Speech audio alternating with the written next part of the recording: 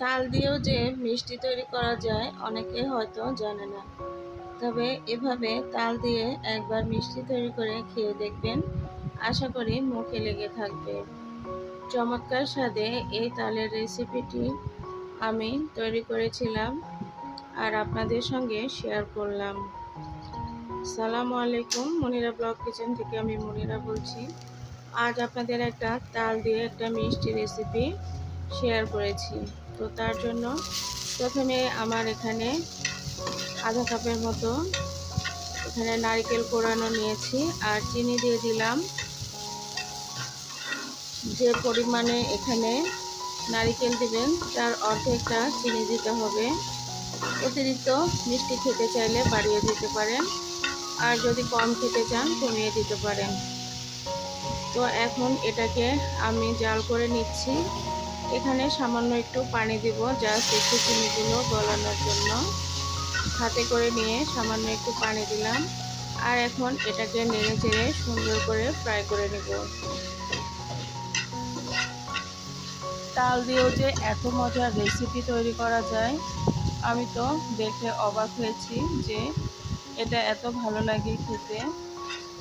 তো এখন এই যে এটাকে ভালো করে নেড়ে চেড়ে নিচ্ছি, দেখতেই পাচ্ছেন। এখন এটাকে আমি নামিয়ে রাখবো। আবারও আমি ফ্রাই প্যানটা বসিয়ে দিয়েছি আর এখন এখানে ফ্রোজিং করে রাখা তালের রস দিয়ে দিচ্ছি।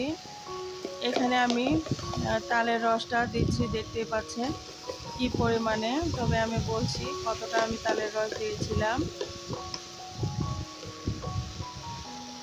তালের রস দিয়ে বিভিন্ন ধরনের পিঠা তৈরি করে খাওয়া যায়, আর আপনারাও যদি খুব সহজে এই পিঠাগুলো তৈরি করে নিতে পারেন তাহলে কিন্তু মন্দ হয় না, বলুন।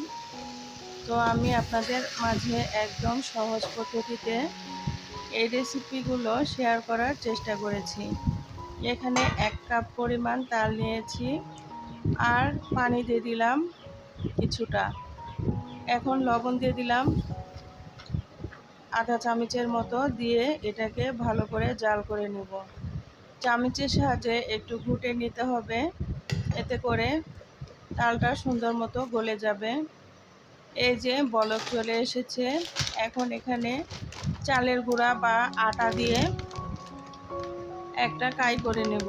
তবে আমি এখানে আটা দিয়েছিলাম, আপনারা চাইলে চালের গুঁড়া দিয়েও এই কাজটা করে নিতে পারেন। সেই চালের গুঁড়া দিয়ে যদি করেন সেই ক্ষেত্রে এই তালের রসটা বেশি করে ফুটিয়ে জাল করে নিতে হবে, ভালোভাবে বলক উঠিয়ে নিতে হবে। তার জন্য পানির পরিমাণ আরেকটু বাড়িয়ে দিতে হবে। এখন এটাকে নেড়েচেড়ে একটা সুন্দর ডো তৈরি করে নেব। আমি যে পরিমাণে তৈরি করব তার জন্য আমি এই পরিমাণে একটা কাই করে নিচ্ছি, দেখতে পাচ্ছেন। এখন এটা নামিয়ে নেওয়ার পরে একটা ছড়ানো প্লেটের মধ্যে নিয়েছি, নিয়ে এখন হাত দিয়ে মথে নিতে হবে আর সুন্দর করে একটা ডো তৈরি করে নিতে হবে। এখানে কোনো প্রকার তেল দেওয়ার কোনো দরকার নেই বা ডিম দেওয়ারও দরকার নেই। সুন্দর মতো এরকম করে এটাকে আমি হাত দিয়ে মথে নিচ্ছি। একটু আটা দিয়ে এটাকে সুন্দর করে মথে নিব অফ ক্যামেরাতে। তো এই তো আমার আটাটা একদম রেডি। এখন আমি পিঠাগুলো তৈরি করে নিব। তো সামান্য একটু পরিমাণ হাতে নিয়ে নিলাম, 2 হাতের সাহায্যে এভাবে গোল করে নিব। চাইলে আপনারা রুটি তৈরি করেও এটা করে নিতে পারেন। তো যেহেতু গোল করে তৈরি করব সেই ক্ষেত্রে এভাবে নিলেই বেশি ভালো শেপটা আসবে। তো আমি এখন একটা রুটির মতো করে, ছোট রুটির মতো করে তৈরি করে নিলাম।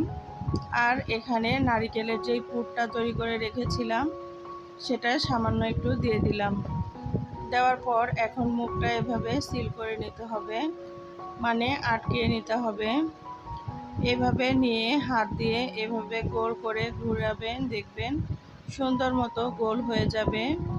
আর যেগুলো এরকম এবড়া থেবড়া হয়ে যাবে সেগুলো হাত দিয়ে এইভাবে একটু করে ঠিক করে নেবেন, এতে করে গোল শেপটা সুন্দর আসবে। তো তেমন একটা কঠিন কাজ না, তবে দেখতে কিন্তু অসাধারণ লাগে। এই তো হয়ে গেল। এখন আমি এটাতে ডিজাইন করে নিব। সুন্দর করে গোল করে নিয়েছি। আর একটা এই যে ক্লে দিয়ে যেই খেলনাগুলো তৈরি করা হয়, সেখানে কিন্তু এরকম অনেক প্লাস্টিকের ছুরি বা এরকম জিনিসপত্রগুলো থাকে, সেগুলো দিয়েই আমি এই পিঠাটা ডিজাইনটা করে নিয়েছিলাম। তো এখন আরেকটা দিয়ে গোল করে নিব মাঝখানে।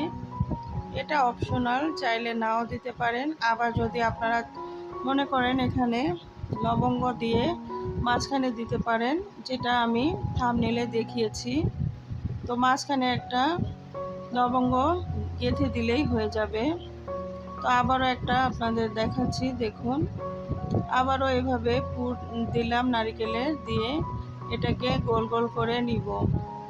আর আমি সবগুলো এভাবে রেডি করে রেখেছি কাজটা দ্রুত করার জন্য। এই যে দেখুন সুন্দর মতো গোল হয়ে যাচ্ছে।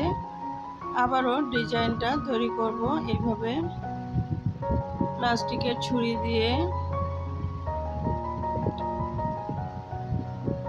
এই পিঠাটা অনেকে অনেক কিছু দিয়ে তৈরি করছে, তো আমার নিজের আইডিয়া থেকে আমি তাল দিয়ে এই রেসিপিটা আপনাদের সঙ্গে শেয়ার করলাম। তো আমার রেসিপিটা কেমন হয়েছে কমেন্ট করে জানাতে ভুলবেন না। বেশি ভালো লাগলে ফ্রেন্ডস এবং ফ্যামিলির সঙ্গে শেয়ার করতে পারেন। এই যে সবগুলো আমি তৈরি করে নিয়েছি, দেখতে পাচ্ছেন কত সুন্দর দেখাচ্ছে, মনে হচ্ছে সাজিয়ে রাখি। তো এখন এটাকে রান্না করতে চলে আসলাম। একটা কড়াই নিয়েছি আর এখানে আধা কাপের মতো চিনি দিয়েছি। এখানেও মিষ্টির ব্যালেন্সটা আপনারা আপনাদের টেস্ট বুঝে দিয়ে নেবেন। আমি আধা কাপ চিনি দিয়েছি, আপনারা চাইলে বাড়িয়ে কমিয়ে নিতে পারেন। আর এখানে দিয়ে দিলাম 1 কাপের মতো পানি।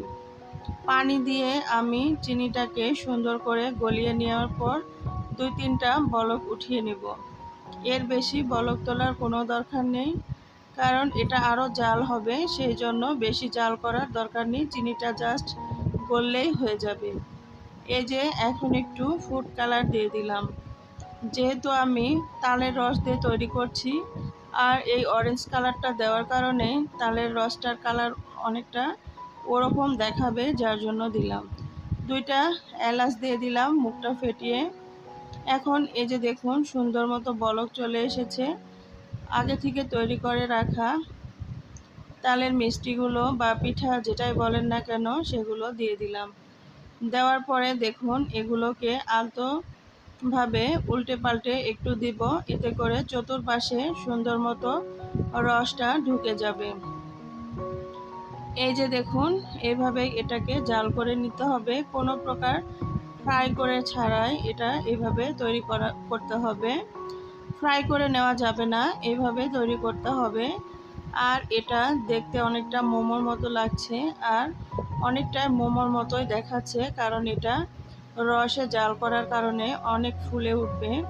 এই যে দেখতে পাচ্ছেন এটা কিন্তু অনেকটাই ফুলে উঠেছে, তার মানে ভিতরে এর রসটা প্রবেশ করেছে এবং সুন্দর মতো সেদ্ধ হয়ে এসেছে, যার জন্য অনেকটা ফুলকো হয়েছে।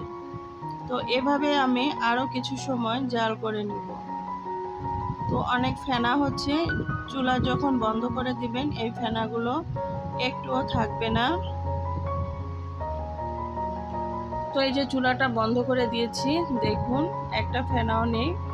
এখন এভাবে যদি আপনারা কিছু সময় রেখে দিতে পারেন, আধা ঘন্টা, 40 মিনিট বা 1 ঘন্টা, তাহলে রসগুলো ভালোভাবে প্রবেশ করবে মিষ্টির মধ্যে।